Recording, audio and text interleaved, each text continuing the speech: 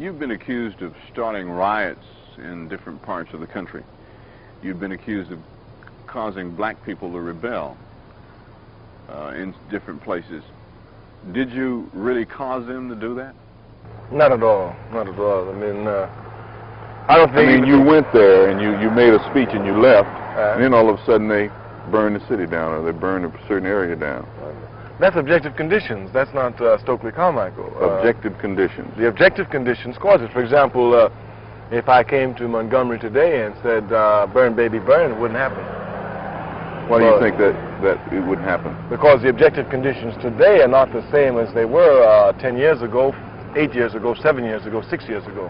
In other words, you can do some things here today that you couldn't do 6 or 7 years ago. Precisely, precisely. So it's the objective conditions. 6 or 7 years ago, the contradictions and the oppression was so blatant. And at the same time, there were so many overt contradictions in the country. You were sending black men to fight in Vietnam for freedom and democracy from Montgomery, Alabama, and they couldn't even go downtown to a stupid 5 and 10 cent store and buy something. Those contradictions are too blatant. Once you show these contradictions out to the people, he said, now what are you going to Vietnam for when you can't burn this thing down before you go to Vietnam? That makes sense. They can begin to understand that. Now, the contradictions, now what the power structure is trying to do is to blur the contradictions. See, like they have some black people on television. They have some black legislators here. They have some black elected officials here. They put a few black people here to make it appear as if things are getting better. They're not as bad as they are. And of course, what happens is in this period, the people just take stock of what's going on. Everybody knows things are not getting better. As a matter of fact, they're getting worse. A lady I just met a few minutes ago from Birmingham told me, she said, son, everything is going up except labor. Okay, but you do, underlying beneath all of this, you do say that there has been some progress. Oh, undeniably so. Black people have made great progress. But all the progress is to black people, not to anybody else. For example, all the progress made here in this city, you're being on television. That's not because white folk in Alabama got nice. That's because of the blood that black people spilled right here on this street. Because as black people began to fight and spill their blood and rebel, the white man knew he had to grant some concessions. As a matter of fact, the strength of black people is reflected right here on George Wallace. George Wallace, some 10 years ago, stood in the state of Alabama doorway, outstretched, and said he would never let a black man come into that school over his dead body. And just in a short period of 10 years, he had to turn his position completely around and come and beg black people to vote for him. And that shows the strength and the power of our people. During the 1960s, there were several things that were synonymous with the name Stokely Carmichael. First, it was the clenched fist. Then it was the words black power. That was your theme. Exactly what does black power mean? Well, it means black people coming together and using their energies and making a power base to do what they have to do in order to assure their liberation.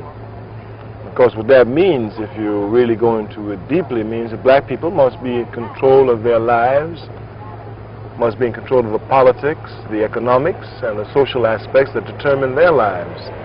All right, now, this does not mean that you're telling all blacks to go out and buy guns and move into white neighborhoods and kill everybody, is that? No, but they need guns now. They need them. They need guns? They need them. Yes, they need them. Why do they need guns? Well, because in the final analysis, history has demonstrated to us, for example, what we're seeing now in Montgomery, we saw right after the Civil War period, when black people were legislators and, you know, moving in there. But once the white power consolidated itself against the assault of the Civil War, they came and moved against blacks. And when blacks moved, especially in Montgomery, Alabama, since the period of, let's say, the 50s, when Dr. King began the Montgomery bus boycott, for example, they started an assault against the white power structure, which again, with overall contradictions in the country, had them weak. But the white power structure will again begin to try and consolidate itself.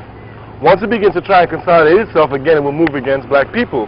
Unless we are ready to defend our positions by any means necessary, they'll put us out again.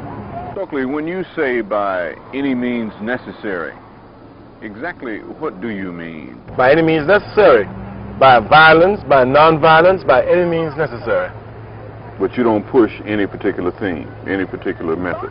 No, whichever, for example... Whichever one is necessary at that time. Right. For example, in 1956 in Montgomery, Alabama, a nonviolent boycott brought effective changes. That bus company went out of business Precisely. here It brought a few months ago. Good. It brought poetic justice. Well, yeah. It brought more effective results than would have violent demonstrations at that time. In 1968, violent demonstrations brought better results than would nonviolent demonstrations at that time. So, by any means necessary means, whichever tactic is applicable to bring about the best and most effective results, you use. If a nonviolent demonstration can bring it, use it. If a violent demonstration can bring it, use it. Whatever means necessary.